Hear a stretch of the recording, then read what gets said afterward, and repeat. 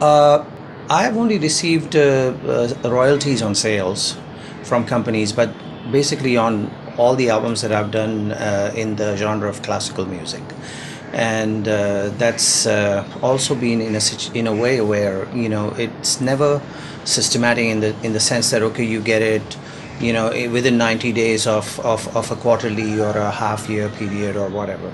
So it's I guess the system is a little bit backward in the sense that it's there's more paperwork to do as opposed to computerized systems and so on, so it takes a long time to get it, but you do.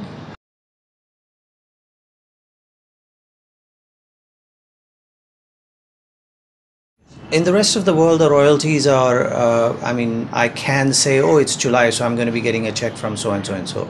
And it comes. Oh, it's August, so the royalty check came in July, so now the publishing and, the mechanicals will show up in August. And it does. So there is a system. It's all laid out. It's all computerized. Every time you sell an album somewhere in the world, probably except India, it's scanned, it's barcoded, so the sale registered. Every time a radio plays in London or New York or Japan or anywhere, it's already recognized, and your 2 cents or 3 cents or whatever it is per song played. Every time you perform a song, they make you fill out a form in concert hall saying what music have you played, so that they can then pay into the pool the money for the performance of the royalties of those pieces being performed. So yes, all these systems are there in place. It took a long time to get it done, of course, but it's there, and it's really very nice to be able to receive a little bit of money every now and then, because a musician's life is such where you don't have a steady income. You don't have a paycheck coming every month, so it really helps when you suddenly see a check of $20 or $200 or $2,000 suddenly show up, depending on what you've sold and how much your music has been played, and it helps you a lot.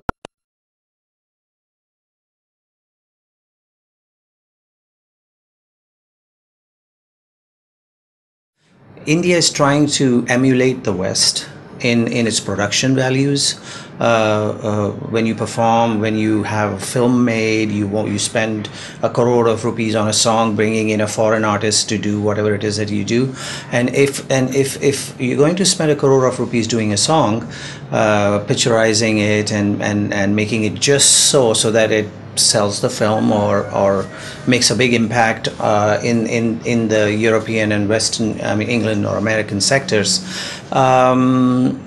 it's important that you then put into play the copyrights that are universal around the world, and make sure that those people that you work with, I'm sure if Shakira comes to sing a song for a film producer here, the rights here don't apply to her. The rights there apply to her, so the regular film producer here would have to deal with those and pay those royalties, pay those mechanicals, publishing, or whatever it needs to be paid to her. So if that is the case and the law applies in a universal way to a performer like her, then it should apply to the composer whose song she's singing, for instance, in India. So I believe that it's high time that we brought that together, and not because we are Indians and they are not, so we should have separate laws. It's just that we are all now in some ways interacting together, and if you.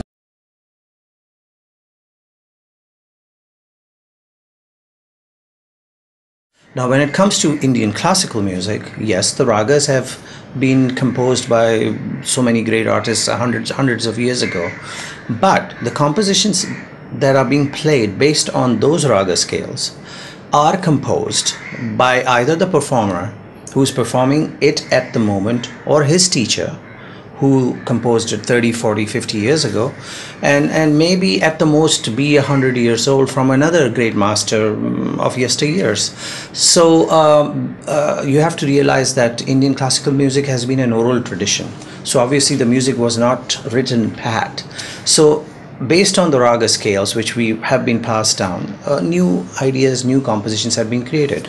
Like for instance, Pandit Ravi Shankar gets mechanical royalties, publishing royalties, and performance royalties for the raga performances he does on the CD, and because he's playing compositions that he's composed, he mentions that the publishing belongs to his company, because he's put together this.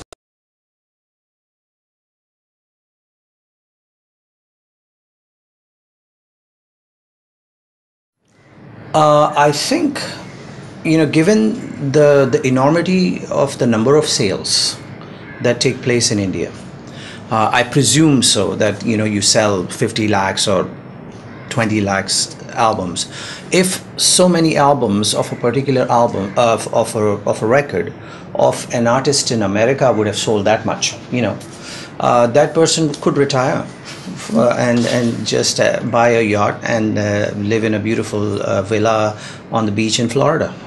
And so and that's the way it has worked for a lot of musicians who have been one-hit wonders in America, and they may sell 1 million records, and then for the next year they tour promoting that record, and because of it being a number one hit, audiences come, and so a musician is able to, based on the success of a record, secure his life for the next 20 years or her life for the next 20 years. That is something that does not take place here in India, because the rights have never been assigned. I remember when we first made albums in the late 60s, early 70s, we had to sign on a letter of intent. It wasn't even a contract. It was just a letter of intent saying that we, are signing to give the performance to HMB. At that time, that was the company, and the royalty rates were supposedly 5%, and which, compared to the rates that are offered all over the world, are actually meager at the point. I mean, you get 9%, 11%, 12% rates of royalties and so on from other companies. So it was that. I don't know what it is now, but. So a letter of intent, no contract. So obviously we really had no idea what was happening with music, where it was going. We didn't even have control over what the album cover looked like, or what the liner notes were all about. We were just called in to take a photo and see you later. Next thing you know, you see the album in the store. But now, at least outside of India, artists are very much involved in the full process of creating an album, whether it's the look that they want, the photographs that they take, the dresses they wear, the video they want to make of it. So they are very much intimately involved with the production quality and everything of it, which is not true in India. And I think it's changing slowly, because there are many actors who are able to say how they want this to be done, and how they want to be portrayed, and how they want to look, and so on and on, which choreographer they want, and so on and everything. So I think the actors in India have realized that it is important to be able to have a say in how they are projected, and that it really does help. So I hope that in same way, the music composers, the writers of the song, the cinematographer, all these people will have some say as to be able to how their opinion and their suggestions are utilized in a complete piece of work, and what their returns for that should be. And that they should be given credit for whatever work they've done. Absolutely. I mean,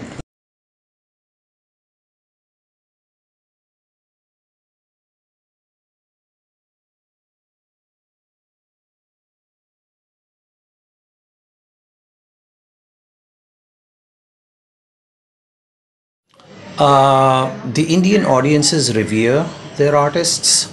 They consider, in the world of classical music, that they are a representative of divinity, and so they do give them that kind of love and honor and respect and reverence.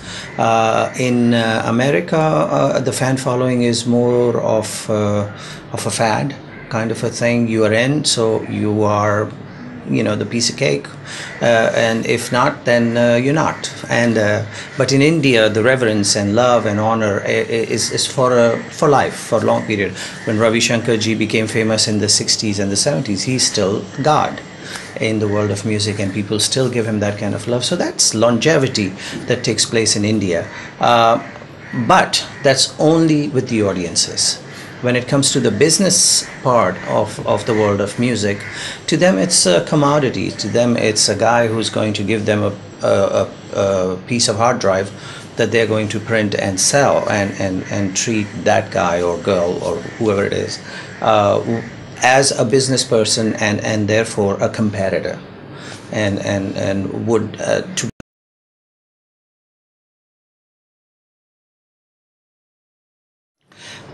to be patient, to suffer a bit, if need be, if they want to secure their future. I have to tell you that over the last 20 years, I have been through phases where it has been, like a ship coming home to see a royalty check. Oh God, I can pay the rent, and so but it got to that point for me because I live where I live, and I don't make very many records in India, and so it is great. But if you want to struggle and you want your music to be your music, to be used as you see fit, in the way that you want it to be respected and honored, then you're going to have to suffer a bit, and tighten the belt, and go out there and struggle your way up the ladder. There are some music composers who have that ability and strength to be able to negotiate their way at their terms.